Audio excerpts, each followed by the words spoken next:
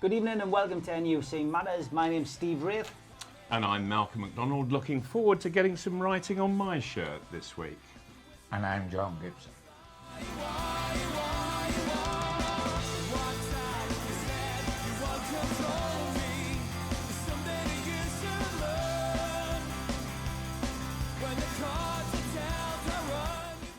Hi lads, welcome along again to the studio and great to see you. And a 1-1 draw against Watford. I don't like to boast. But you forecast that score. But I did forecast it. And I didn't put a bet on. You can guarantee if I don't put a bet on, it's going to happen. Yeah. But look, 1-1 draw. Interesting start to the season. But let's talk about that game first of all. Mal, what was your thoughts on the game against Watford? In all honesty, I thought Newcastle were quite ragbaggish and disorganised, to say the least. That I understood them playing five at the back down at Spurs, and it all worked so well for them. But to play five at the back with the full-backs just not getting forward, it should have been a 3-4-3, and it wasn't. Right. It was. It was a 5-2-3. The midfield was so overworked because they had no real width coming from the fullback positions, and we've got a forward line of three, and they never had a shot on target. All three of them in the whole game, and that really isn't good enough. And I didn't have that feeling that after the equaliser had gone in, I never got the feeling that Newcastle were in for another goal at all. And I found the whole thing very disappointing. Very disappointing. Yeah, basically that. It was a huge opportunity lost, in my opinion, Steve. Yeah. I think, as we lost a huge opportunity at Norwich, this ought to have been back-to-back Premier League wins, which would have made the outlook look so different. Let's be truthful, this was two poor sides. Watford were a poor side, and yet you could say deserved their draw. They did, John. Sorry to interrupt, but they played in a very similar fashion positionally to Newcastle, but they looked a much better side in the way that they knocked it around at the back and in the middle. They were much better organised, and I thought, good heavens above, this is the side bottom of the table. I mean, certainly, Newcastle have got problems. In the first half, I was absolutely shocked by everything we'd done well at Spurs, being defensively organised, no space, no room. We defended horribly at the back. Shaw excluded, who I thought did well, and thank goodness going forward as well, but I thought he did well. But we couldn't pass the ball. We passed to the opposition, I think there's no man's land, time and time again. And whatever's said about up front, and Joe Linton can look a good player in as much as he looks elegant. You've got Almiron, who will run all day and is quick, but we have no penetration. Yeah. We don't look as if we're going to score a bag full of goals. And these two guys, I mean, Almiron hasn't scored in 14, 15 games now. And Joe Linton. He hasn't had a shot at goal. No, but he hasn't had an assist, which is the other thing he's supposed to be good at. I saw on social media somebody pointed out that it was a similar situation for Perez when he first came to the club. I remember he was signed obviously as a development player. He got thrown in at the deep end. He was quick. He was running around into blind spaces, but wasn't scoring a great deal of goals. But by the end, he was averaging it. Perez cost $1.5 million. This fella cost 21 million. He doesn't have the time that Perez or anybody else had. Fair point. He's the second costliest player in Newcastle's history. Sure. And he should be producing. I don't want to be too harsh. I can see potential in both of them, both Almiron and Joe Linton. Yeah. But at 21 million and 40 million, we oughtn't to be talking about potential. We're looking for a bit more of an end product, and I'm just concerned because I don't see the first growth of an end product in terms of goals with the two boys at the moment. With Almiron, if I'm going to be critical, what I would have to say in the very first place is he's too nice, and you cannot go and do serious damage to an opposing defence if you're a nice guy. Yeah. You have to be nasty. And Almiron,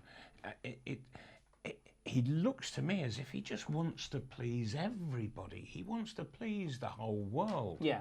And when you're playing football, life doesn't work like that. And I would like him to get on with the ball and be absolutely greedy. I want to see him use his pace, take one or two players on, get beyond them, and start rattling shots in. Yeah. But he doesn't. It's almost as if he wants to say, "Oh, I'm going to bring you into the game because I like you, and I'm smiling at you all the time," and you know, and it's all so false. Now we know why you had so much success, because you're a nasty son. So so now it's dawned on me after all this time. But you look at players like myself and Alan Shearer and so on and so forth, that there is a nasty streak, and I'm looking for it from Almiron. And if you haven't got that nasty streak, you're never going to score goals. I haven't seen him get into a ruck or a row or a physical confrontation with any opposing player. He's too nice. Draw a fair result, would you say? Probably a bad result from our point of view. Going down 1-0 so early, I think probably people were fearing the worst. And last season we got a Tonkin at home against Watford. I understand what you're saying, but going down too early, it left 88 minutes to get back into the game and go and win it. And I felt that once Newcastle got back into the game, that was it. It was almost as if they were happy to have gone away with that one. If we want to look on the positive side, and we do because we're 3 Newcastle United fans, if we want to look on the positive side, for me, there was 3 positive things come out the game, and there were Atsu, Shaw and Willems, the lad that played on the left side behind Atsu. I've been quite pleasantly surprised at Spurs in this game with Atsu, who I have had great suspicion about until now. And against all the odds, when he had no pre-season, etc., because of the African Cup of Nations and an injury, he's come out in those games and produced some sort of end product. Shaw, we know, has got quality and has proved it time and time again at Newcastle. And the new lad, Willems, first start, we were wondering what we might get from him. And he'd had an iffy start before that. His goal, the goal that beat us with Arsenal, was down to him. We talked about whether he was off the high dive board when we equalised against Leicester in the League Cup, and it was a magnificent dive from the high dive board with Pike. No question about that. But he played well. The boy played well on Saturday, and yes, you could say it was easy. If you played half decent, you would stand out in that particular game, but he did. And no doubt we'll have a look at the whole season so far later. But I came away with a disappointment because, like you, I suspected. I mean, I said when we were doing the forecast, I said 4-1, 1-1, but my heart's going to go 2-1. I just suspected that Newcastle United, being Newcastle, after Spurs, weren't going to come along and rip aside to pieces in the way they might, but it was an opportunity, and regardless of how it's dressed up, it was an opportunity lost. Mark, same for you? I'm looking at it that Newcastle were second best to a side who was stuck at the bottom of the table with no points. With no points. And they were struggling all around. So we thought, and then they came and actually out-footballed Newcastle. They were better organised, and we did improve second half. We did improve second half without a shadow of doubt. But we could have had. But we certainly did, John. But they were trying to sort of make up for the debacle of what had been the first half. I felt, and they were the whole side was under a sort of pressure that, and yet they hadn't been under that kind of pressure at Spurs, for heaven's sake. Why were they suddenly at home against the bottom of the table? Why were they under this kind of pressure that was just weighing them down all the while? And I looked at it, and there was a back five. The full-backs weren't really getting forward. Why not? You're at home, for heaven's sake. Go and attack them. And it left the midfield very, very short indeed.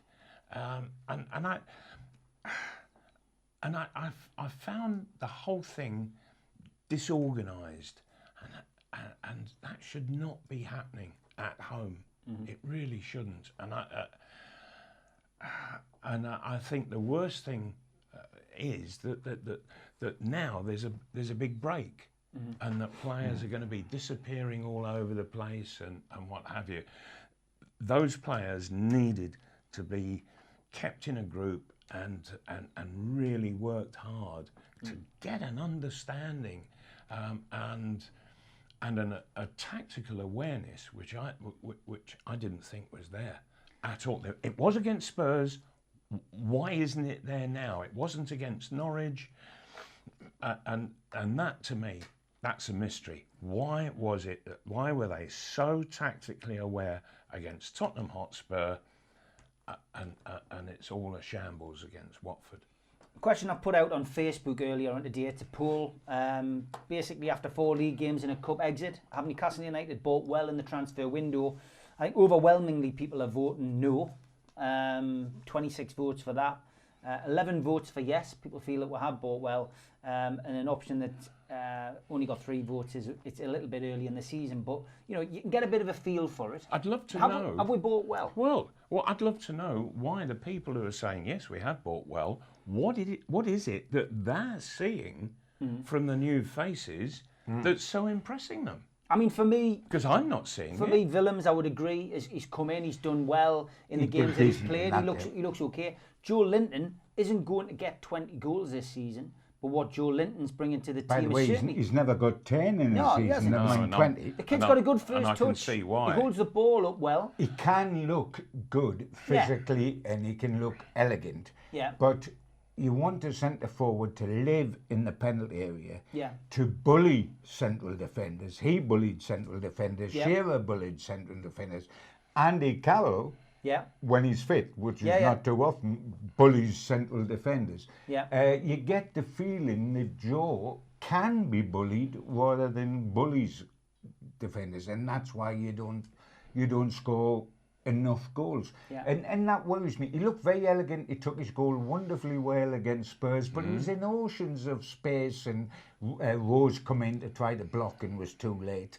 And he is going to finish elegantly in those situations, but he doesn't get enough shots off in a game. He needs to be a lot... If you're going to wear the number 9 shirt at Newcastle United, you score more than 10 goals in a season.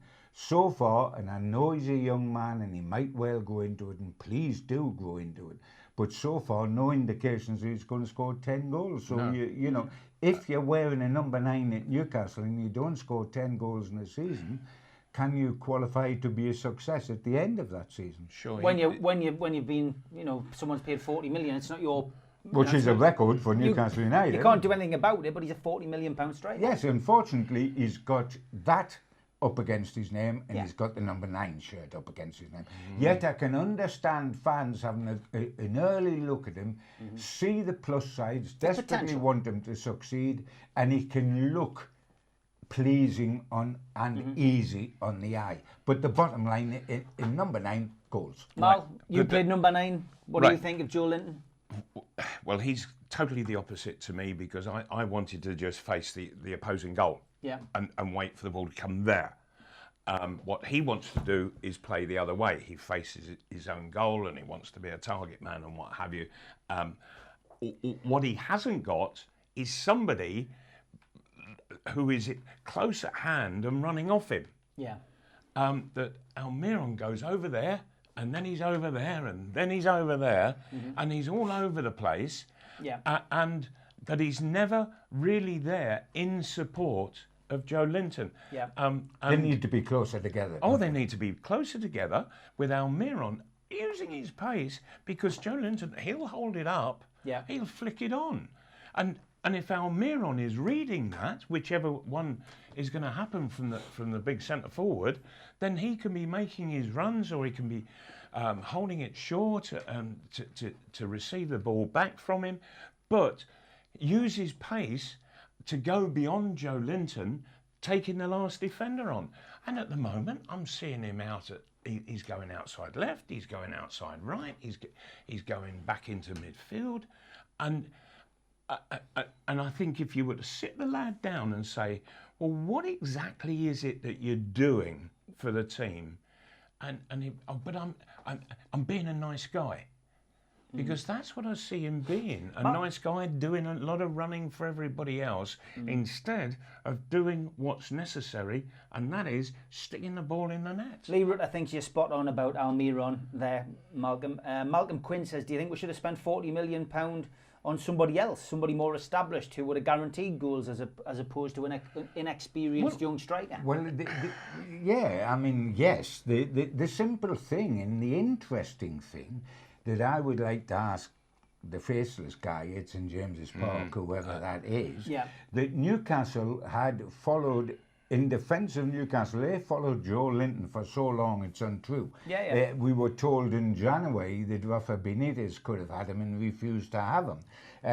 And that was obviously a minus mark against Rafa in the eyes of Newcastle United. And the minute Rafa wasn't going to be here, Joe Linton was signed so quickly. But if you look at the situation, Rafa had it absolutely right. He said he's not worth 40 million. But the point I'm trying to make, Malcolm, is that somebody in Newcastle United that has watched him for 9 months insists he is worth now. I would like to know who that guy is and what that was based upon. And we can't say after 4 games that he's going to be proved wrong, because it's far too early to judge, and this is a young man, and we've got to wait and see. But he hasn't got a goal-scoring record that suggests that 40 million is the going rate for this guy. 40 million man should score more than 10 goals in a season. Quite why the owner was willing to offer, X amount of, pounds as well for him to be brought to the club was bizarre as well. Rafa came out and said he was prepared, he was going to offer him £20 million towards the fee, crazy really when you think about it. There's obviously something going on there which we're not privy to. I mean, all we can think of from the outside is that he's so young. He's just had his 23rd birthday that Ashley is being convinced by whoever the scout was that wanted him that this guy, by the time he's 27, is going to be worth 80 million, and you cash in on him and you've made a huge profit. Whereas with Rondon, he saw it as dead money because there wasn't a sell-on situation with Rondon. Yes. But if you think that Joe Linton is worth 40 and Rondon was worth 16 or wasn't worth 16, who would score the most goals and who would play centre forward split at the moment, you would have to go for Rondon. Rondon short term certainly would have got us short term, no question. But I think that's it is short term. We're a club that buys players in to sell them on. And by the way, May was saying all this that Rondon's goal scoring record wasn't good enough. What he got for Newcastle last season is the first time he'd scored more than 10. Have we got this barrier like the 4-minute mile used to be? This 10 goals a season barrier. But the point you've just made, Steve, by the signing of Joe Linton for the money that they paid has blown your theory out of the water, and your theory is almost identical to that of Rafa Benitez. That yes, let's get them in cheaper when they're young. We'll promote them in the side, let them improve vastly, and then we can sell them on by all means. But Joe Linton at 40 million.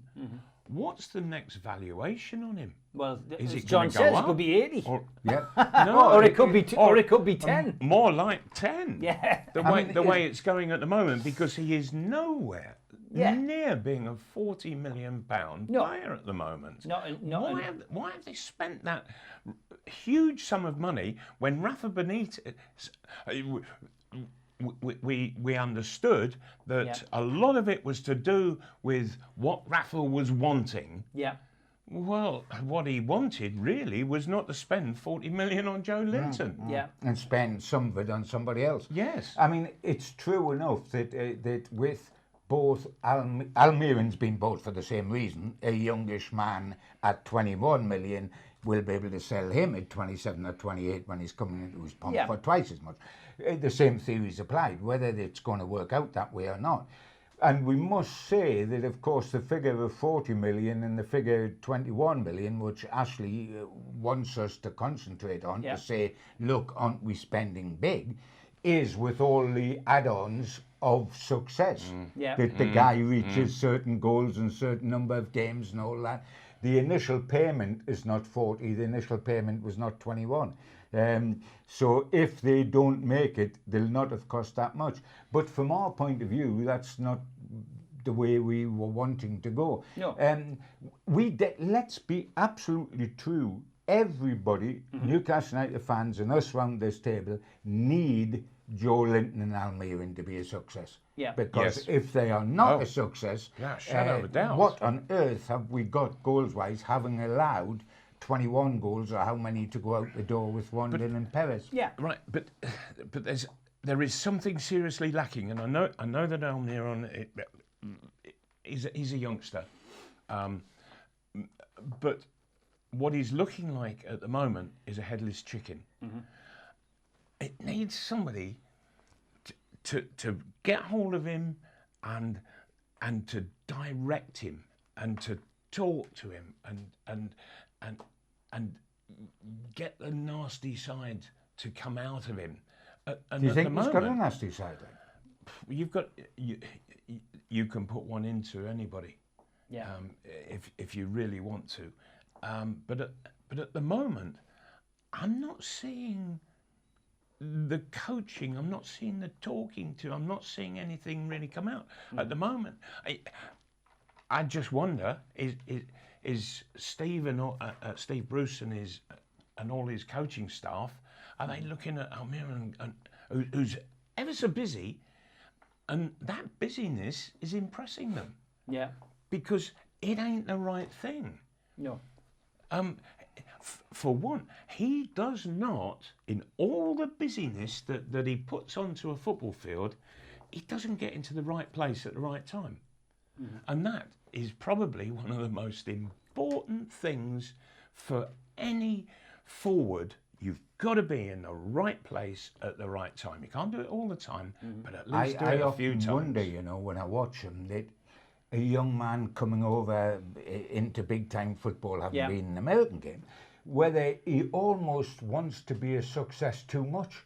And he can remind you of the little lad in the schoolyard that used to chase wherever the football was, trying hard to get on the ball and chase impress. after the ball. Yeah, and impress. And you almost think, is he so keen to want to do it that he's just running wherever the ball is, and he's picking the ball up so deep so many times. Sometimes when he gets anywhere near our penalty area, he's just about whacked, and the defence is treble deep to look after him. But there we go. But also there are occasions where he gets into the opposing back four, but I just get the feeling that by the time he gets there, he's a bit too tired to really make it count. Yeah. Let's talk about the attendance at the weekend, and that for me was eye-opening, was a huge talking point, because 44,000. We had boycott Arsenal for the first game, which I partook in, and people were saying, well, 47,000 Newcastle fans aren't voting with their feet. But I think what we got on Saturday was a true reflection of how many people have literally just said enough is enough and walked away. It was massive, because you're 8,000 down on the 52,000 capacity, which Newcastle were getting quite regularly last season, etc. We got more than 44,000 as an average when we were playing in the Championship than we had at this game. And this, you've got to remember, this match came along on the back of a great victory at Spurs, which might have got one or two people to sort of say, oh, I've got to go to see if this is starting a renaissance. On the back of what wasn't that bad a performance against Leicester in the Cup at home, You know, And, I mean, and heavens above, that was a shocking crowd as well. but yes, but you Less know than that half full. that was going to be for a League Cup tie with the side that he put out. I understand that, but the performance. It was okay. It was good, but it wasn't great. No, it was wasn't good, great, but wasn't it's great. enough to drag people back again. But it wasn't. It wasn't. Well, that's right. That's right. I mean, I think it's hugely significant, and I think because we all know how difficult it is for Geordies not to go and support the team. Yeah. It's in your blood.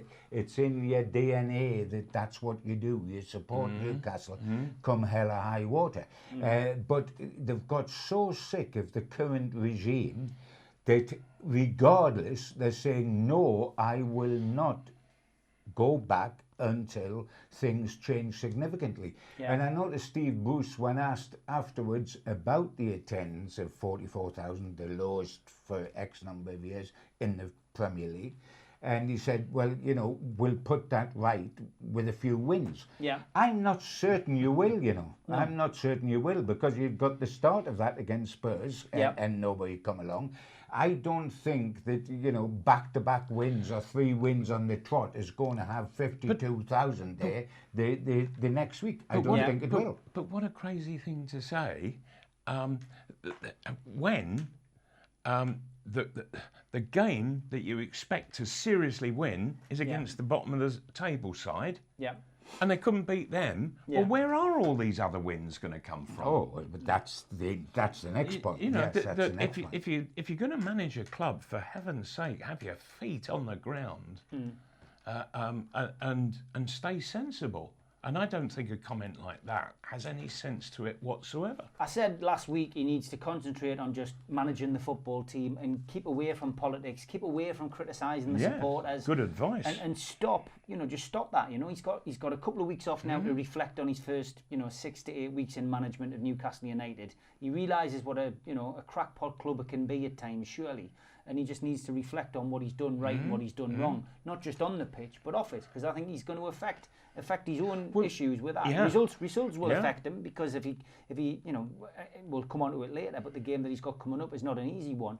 But if results start going on the downward spiral again, he's going to be back to square one. Sure, and the game has become very much a stats game these days. That everybody's working on stats. Well, here's a few stats, Steve. Yep. I didn't see a forward have a shot that was on target against Watford, bottom of the table. Mm-hmm. And I find that frightening.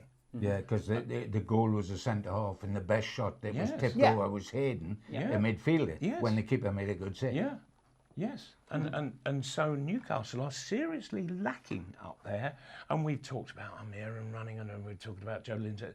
But when it actually comes down to it, that it's goals that count. Yeah. And the nearest thing to goals is players missing them. If they don't miss them, then they're going to score them. Mm. And at the moment, we're lacking both. Yeah, exactly. In the forwards. 100%. Let's talk about Paul Dummett. He's come from, zero to hero. I think with a lot of people, I mean, there was a lot of criticism of Paul Dummett a few years ago. He was a scapegoat of the supporters. A lot of people, weren't giving him the time of day. Now, I would say he's probably one of the first names on the team sheet when he's fit. Would you agree, John? I think I would. Malcolm has often said many times in public, both in his columns with my newspaper and on air, that he's the nearest thing he's seen to Frank Clark, who played in the Newcastle side with Malcolm that went who was to a Wembley brilliant defender twice and was a wonderful defender. This guy is exactly the same. Some comparison, Mal. And like Frank, he's had a win over the Newcastle United supporters, because Frank Clark was not liked by Newcastle supporters on the old popular side. No, you are supporters. Would you put Frank Clark in the side? And they'll probably say no. Yep. Ask the players who played with him, would you have... Well, yes, first on the team sheet. Yep. And I think Paul Dummett has done that. Very much so. His future was always, I remember when he was on loan up in Scotland, and Tommy Craig telling me that, this guy just loves to defend, loves to defend. And saying that he would be a centre-half, a left-sided centre-half. He was an out-and-out left-back in those days, as we know. I'm not certain in the modern game, Steve, that he is a left-back, because you've got to attack, you've almost got to be a winger who can tackle, and he's not a winger in terms of crossing the ball. He's much more left-sided, tucked-in central defender. Yes. The amazing thing is, and he looks the top man around at the moment, along with Shaw. Yeah. But when you think of the competition Newcastle have in this central defender's role, and he's got to hold off, and you think there's Fernandes there who comes in and does a terrific job when he does come in. Even Kieran Clark comes in and scores goals on set pieces. And of course Lejeune's to come back in. So there's an awful lot of players there. But Dummett is a Geordie who had a win over Geordies and has done so.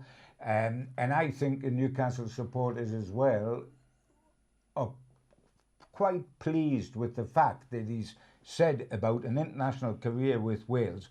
I've got hamstring problems, as David Craig had in your time. They can reoccur. And I can do with the fortnight off every now and again, which is the international week. If I go away and play for Wales and I'm non-stop, the hamstrings will go. And he has put his club career first with Newcastle United, and that is a magnificent thing from Newcastle's point of view. And by the way, always adored by managers. Rafa Benitez thought he was terrific. Steve Bruce was very quickly thought he's terrific. He is appreciated, as Frank Clark was, by managers before supporters. But I think supporters are now beginning to see. And I mean, was he the standout man at Tottenham, by the way? I mean, he got his head on everything. Yes, that's right. But playing in the middle, it doesn't need him then to do the overlap. That's what I'm saying. That's his weakness. Absolutely. Once he crosses the halfway line, and of course it was exactly the same with Clarkey as well. And so, with a player like Dummett, leave him where he's most comfortable, because that's when he's so effective. The problem's going to be though when Lejeune comes when back. The others when are Lejeune fit. comes, maybe he can hold off Fernandes and Kieran Clark. But when Lejeune is fit and up to match speed again, is it him or is it Dummett? That's when we're going to have a situation. But I always think, though, in football, wait until the problem arises. Oh, sure. And be pleased at the moment because something else happens. Because it's all, it's also short term in football, and who knows that somebody else will be injured and what have you, and it all works out then.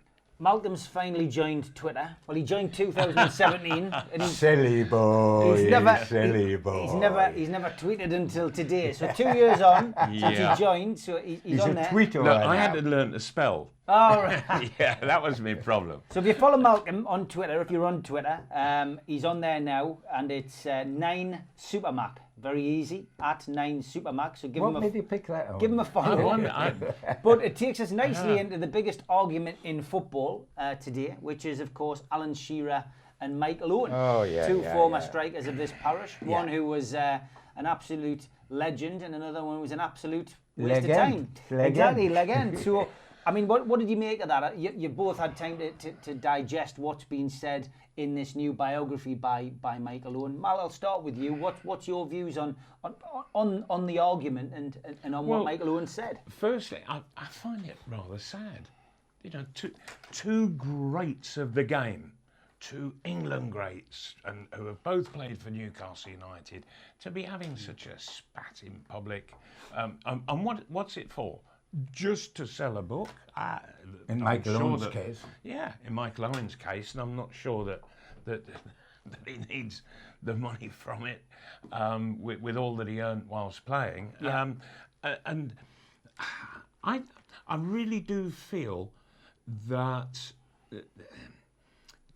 just to get involved, I think they're all letting themselves down in some way. Is there good publicity for the book? I'm not so sure, because I can't see that book selling in the northeast. That's for sure. Definitely not. It might sell in Sunderland. I mean, to be truthful, and I've got to be truthful over this. I have no time for Michael Owen as a Newcastle United player. Yep. Forget Liverpool and England. Understand. As a Newcastle United player, no time for him whatsoever. And if you're going to compare him, who I believe let the club down, with Alan Shearer, the greatest goal scorer in Newcastle United's history, let's all go home now because there isn't a contest. Shearer is 3 times the player to Newcastle United fans that Michael Owen has ever been or ever would wish to be. And from that point of view, with my fan hat on, I haven't got much time for Michael Owen's argument. I thought he didn't play enough for us. I thought he didn't do enough for us. I didn't think he was passionate about Newcastle United. He was cold about Newcastle United. There was no man more passionate about Newcastle United than Alan Shearer. And Owen wasn't in his pomp here. He lost the yard of pace, which is why, with all his injuries, which is why Real Madrid got rid, and why Freddie Sheps shouldn't have bought him, bless him. He bought him, he thought he was buying the original man that played at Liverpool, not the man that was now. Like you get with a few players after injuries, Torres at Liverpool. But if you talk to Liverpool fans, when he was in his pomp at Liverpool, in his teens and later years, Liverpool fans don't have an awful lot of affection for Michael Owen when he was a top player. They don't hold him in the affection they hold Robbie Fowler, etc. Because that's very true. He was a very cold type person. And football is about passion. Football, if you don't have a passion for it as a fan, don't bother going. You'll be maybe Mike Ashley might reflect on that. And for me, Shearer has passion. Owen doesn't have passion. Shearer's record in Newcastle United doesn't stand up. It's the best. He's the goal scoring best. And Owen's record in Newcastle doesn't stand up. No argument from my point of view. Don't want to discuss. I'm with Shearer. I'm certainly not with Michael Owen. Should you wash your dirty linen in public like that, Mal? I mean, you know, the book's one thing. People can have a say in a book, and it happens. You've written books. John's written books. I've written books. We all know footballers who've written books. Something's should be left in the dressing room sometimes, and is it right then to carry it onto Twitter like they have? No, I don't think so. No, and the way it's been going on Twitter, and who's going to buy the book anyway? Because who needs to, you know? That's right. All the content has come out on Twitter and in other. Public areas. Alan haven't been slaughtered, mind, and it's all over the place that he is slaughtered. He's entitled. He's bound to come back and defend himself. Well, he's bound to. That's called human nature. It's called human nature. He was bound to do that, because if you don't, you're sort of admitting in your silence that what you're being accused of is true. I think that he could defend himself in 3 words. Yeah, well, they can't be said on television. Right. At least 2 of them can't.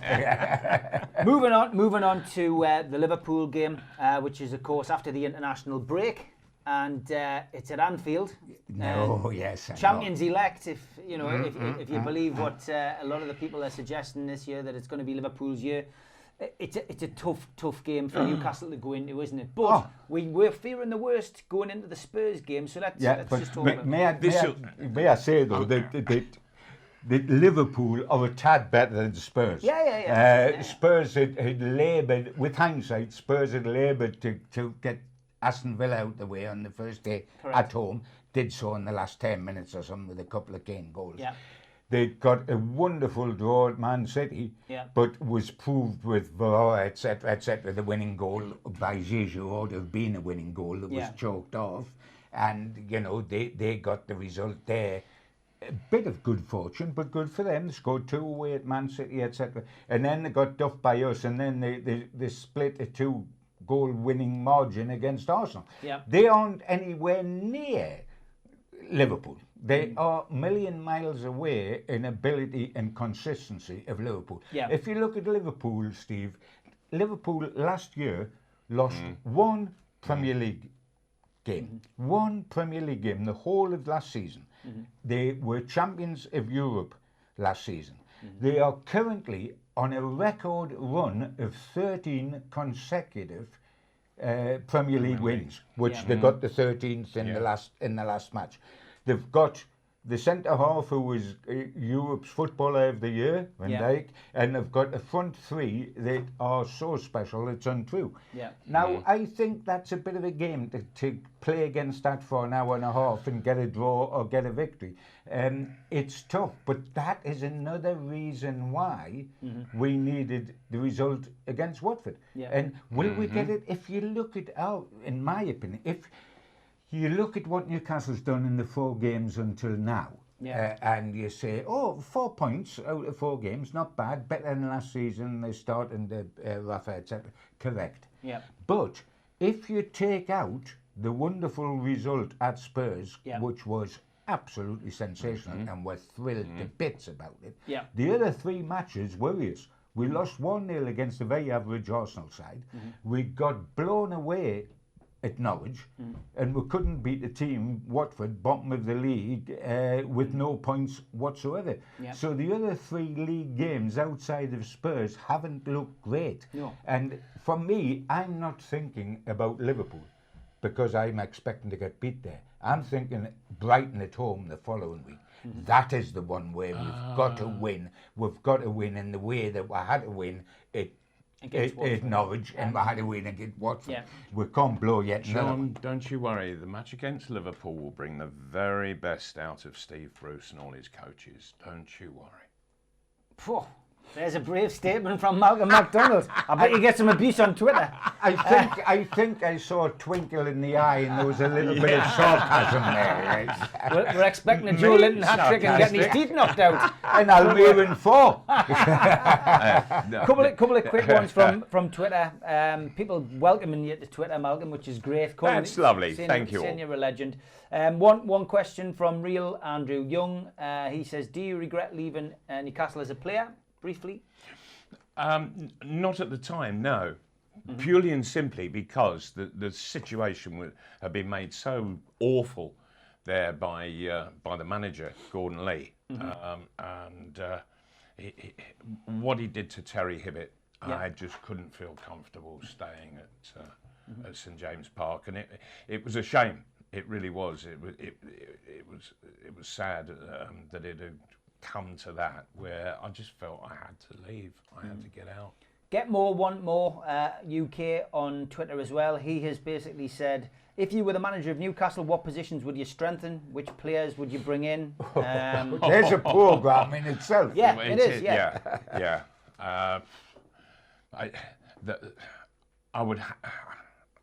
I would really start to pull the whole squad apart. You know, what I saw against Watford, I would, if I were manager and that was my first game, I would walk into the dressing room and I would say, right, hands up, anybody who has played well enough today to be in next week's side. And if I had seen more than 2 hands go up, I would have said, well, you're all kidding yourselves. So, right, let's get down to business.